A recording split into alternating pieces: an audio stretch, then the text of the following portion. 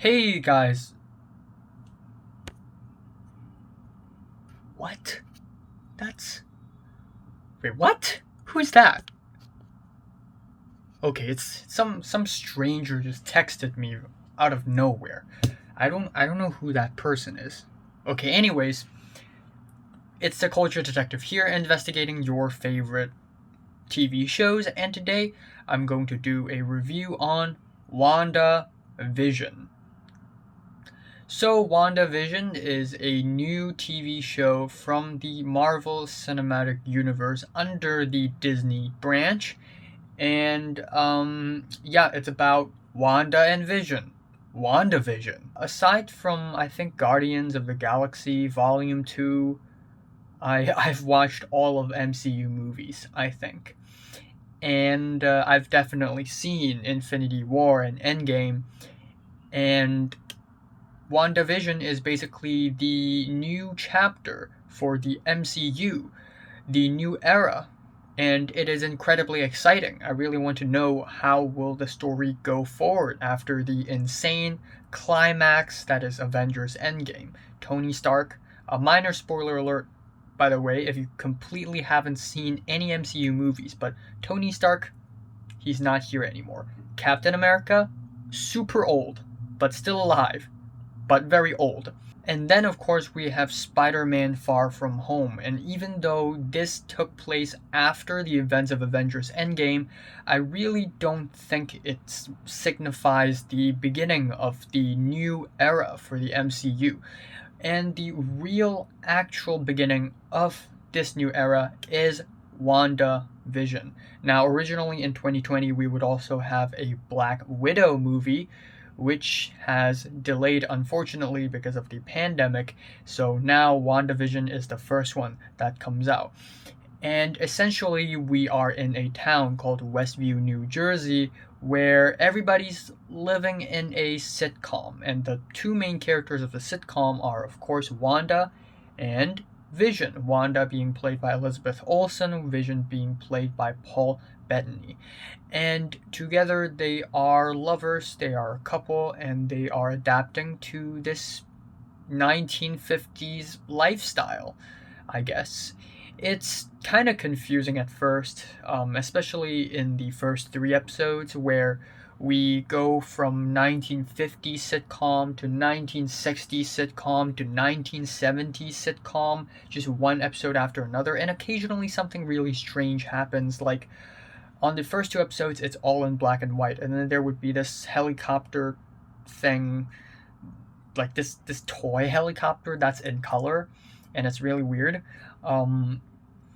But yeah, while I think the first three episodes are not terrible, I certainly think that it's incredibly slow paced, kind of boring, and not really all that entertaining at all, in fact. I like the fact that Marvel is trying something a little weirder, a little more creative. Hey, let's pay homage to 1950s and 60s sitcom. I think this is a fantastic idea.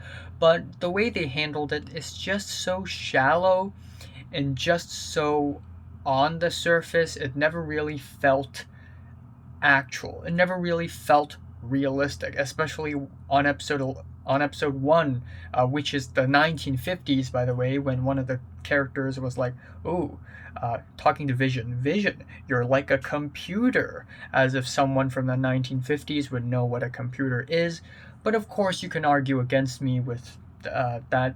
This is all in Wanda's head. This is all created by Wanda, and Wanda, she's not a smart person, and she didn't know that computers didn't exist back in the 1950s, so we'll let it slide.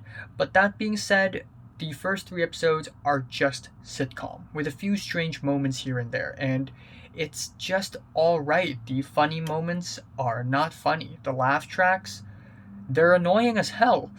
And aside from that, while I'm not some kind of expert of the 50s and 60s sitcom, it really doesn't feel like a 50s or a 60s sitcom. It really doesn't feel like. Yeah, that's the first three episodes. Then we have episode 4. We interrupt this program. And this is when things get really interesting, because episode 4 is basically what happened on episodes 1, 2, 3 concurrently, but in another perspective. Enter Maria Rambeau. Maria Rambeau is an agent working for an organization called SWORD, SWORD, SWORD, and she is assigned to work on this thing where they found out that the entire town of Westview, New Jersey has disappeared, and they found out about the hex, like some sort of force field completely surrounding that town. And there's an entire team of people. The director of the team is Director Hayward, who is a total jerk, total dick, very arrogant. And we have this other FBI agent played by Randall Park called Jimmy Woo, and he in Maria Rambeau, and there's another girl, Darcy Lewis, who is in Thor, played by Kat Dennings. She's there, and they were like, "Oh wow, we got to solve this problem. It appears that Wanda has taken an entire town hostage. Oh no, we got to stop this." Except Director Hayward was like, "You know what? Let's kill Wanda." And Maria Rambeau was like, "You know what? I don't think that's a really good idea. So let's just talk her out of it. Let's just use some other methods to solve this problem." And so there is that. And I think episode 4 is way more entertaining, especially how it started off with Maria Rambeau being a victim of Thanos' snap, and there's this whole lore behind it. And when the Marvel opening sequence played and the logo popped up on the screen, I was like, yes, this is what I'm signing up for. This is exactly why I like the MCU. Sure, it's cheap, it's money loving, it's shallow, it's entertainment for kids and teens, I get it, but it's the lore that I really like, how they built the world and how much effort they put into the world building. Maria being somehow having somehow being related to the whole what's that, not Supergirl, Captain Captain Woman, I don't know. And then her being a victim of the Thanos snap, and now she's working on this WandaVision thing. How the whole thing is tied in together. I like that. If there's one thing I dislike about episode 4 and pretty much all the episodes, it's that whenever we are in that team of people outside of the hex trying to solve the problem, there would be tech people, especially for Kat Dennings' character, Darcy Lewis. She would be like opening up a screen and things would be flying everywhere in the monitor, and she would be like, "Oh, so let's check this D4X12 radio, and let's do this X square, blah, blah, blah, blah, blah, and voila, oh my god, there's a sitcom, check this out." And it's Marvel, you don't have to be scientifically accurate or anything, but still, the dialogues, when it comes to anything tech related or science related, just feel so convenient and cheap. And I just can't take it seriously. Now, normally this wouldn't be a huge problem because sometimes there would be cheesy, corny-ass dialogue, but because the movie didn't take itself too seriously, I would still enjoy it nonetheless, like on Guardians of the Galaxy Volume 1 and Thor Ragnarok. That, or if the story itself is dramatic enough, I can allow some corny dialogue slipping by, like Avengers Infinity War and Endgame and Captain America Civil War, but this is not the case. The dialogues in the series still remain really crappy, really corny, and really tacky as well. Anyways, we move over to episode 5, where we have a huge reveal at the end of the episode where Quicksilver actually returns. But instead of the actual MCU Quicksilver, we have X-Men Quicksilver, played by Evan Peters. And this is one of the biggest reveals of the show, and everybody on the internet was like, oh my god, X-Men crossover, X-Men and MCU finally crossing over, this is insane. Sorry to disappoint you, but that's not really the case. But still, better than nothing, am I right? But all in all, I think episode 5 is also pretty entertaining. Again, the whole, radiation, boom, bang, bam, boom. All that was a little dumb, sure. But I think overall it's still kind of entertaining. We entered the 80s, and then on episode 6, we enter the 90s. And as far as the sitcom elements go, I like this episode the most. It's really faithful towards a 90s sitcom. It really has that grunge feel to it for some reason. The kids sort of breaking the fourth wall and speaking to the camera, that's hilarious. And we also have Malcolm in the Middle. It's canonical. It's canon. Malcolm in the Middle exists in the MCU. Finally, Bryan Cranston exists in the MCU. Yes. But anyways, back to episode 6. It's Halloween, and Vision and Wanda actually put on Halloween costumes, but of themselves, but more old school, more vintage styled, and I love that idea. I also love the idea that, Vision is beginning to realize that, oh my god, everybody's here is mind controlled, perhaps? So he tries to exit the hex, aka the force field around the town, which is hexagon shaped. He tries to leave and almost died because he basically is already dead. And I really like that bit of the storyline as well. One thing that's confusing me a little bit is that if this is all under Wanda's control, why isn't Vision under Wanda's control?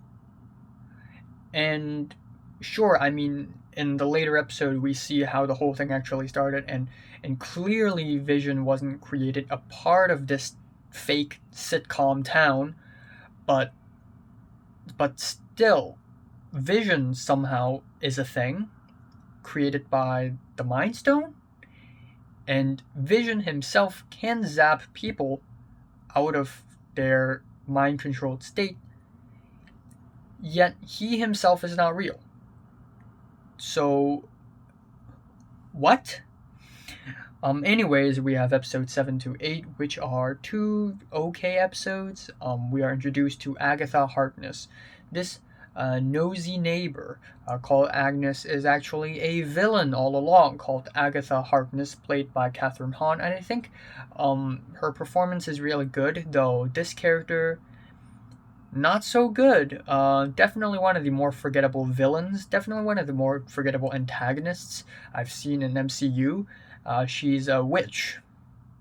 And then we have this flashback, like in the mid 1600s, where she's tied to a log.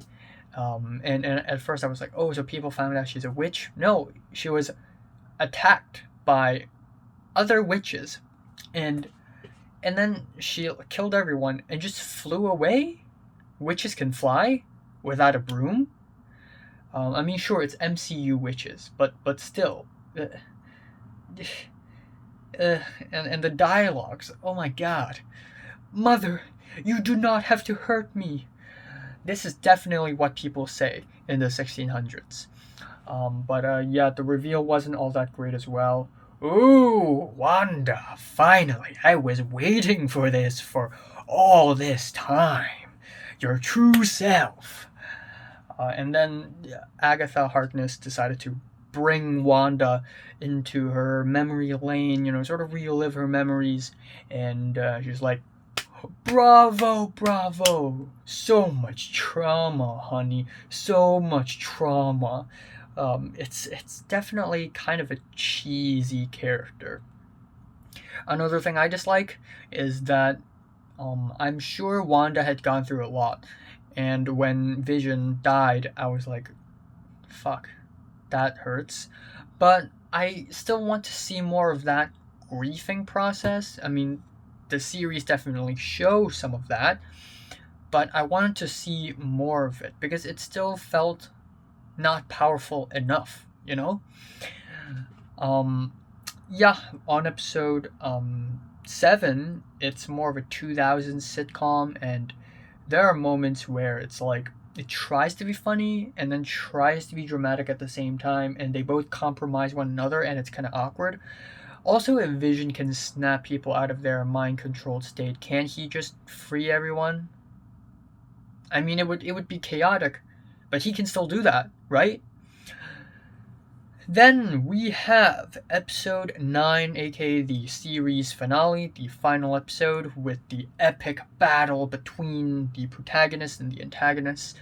Here's the thing, it's kind of a mess. There are like 4 antagonists: Agatha Harkness, Director Hayward, we have White Vision that just came out of nowhere, we have fake Quicksilver, which is just an illusion created by the witch, Agatha Harkness, and then we have like a bunch of protagonists. We have Wanda, we have Vision, we have the kids, we have Randall Park's character, who is totally sidelined, by the way. He was outside of the hex the whole time, and he's like, oh, never mind, it's over. And then we have Maria Rambeau, she came out of nowhere. That's all. We have Darcy Lewis, whatever she's doing. Yeah, it's kind of a mess, but the writers managed to tie almost every single character together, other than Randall Park's character. He's still sidelined. But the writers still tied all of these characters together in one big, explosive, dramatic fight, and it's pretty entertaining. I'll say this, though. I'll say this. First of all, the Vision versus White Vision fight, not that entertaining. The more entertaining part would be when Vision, like, not real Vision, but Vision, like Wanda's Vision, when he was trying to convince White Vision to not kill him, saying that he's not the real Vision. And there's this whole commentary about the ship of Theseus. If all of the wood in that ship is replaced by other wood, then it's not the ship itself. And that is very true. That is why when it comes to like artifacts and paintings being restored, it's not the real thing anymore. Maybe it looks like the real thing, but it's not the real thing. I think there's one scene where Agatha Harkness freed everyone, and everyone's begging Wanda, like, just free my daughter. She's trapped in her house for a week now, and please, if you don't let us go, just let us die. And at that moment, we finally see how much of a villain Wanda actually is. And I actually really like that. I like the idea that, villains, it's all about perspective. When we're watching the series, it looks like Director Hayward and Agatha Harkness are the villains. But when, in actuality, Wanda is the villain. I mean, she took an entire town hostage. I mean, sure, she's sad, she's grieving, she's dealing with grief, sure, but still, you can't do that. You can't take an entire town hostage. Like, she's a villain. And that is only reinforced with the end credits scene when she's like separated bodies and she's like in her Scarlet Witch costume. I really want to see Scarlet Witch being a villain in the future. I think that would be incredibly interesting and kind of compelling, to be honest. So, yeah, I guess other than that, I don't have much to talk about. I like the idea that Marvel is tackling something not very action-packed and more about reality and the perception of reality. But, yeah, I wouldn't say the writing is good. There's still a lot of corny, cheesy moments. Agatha Harkness, not that memorable of a villain. That's all.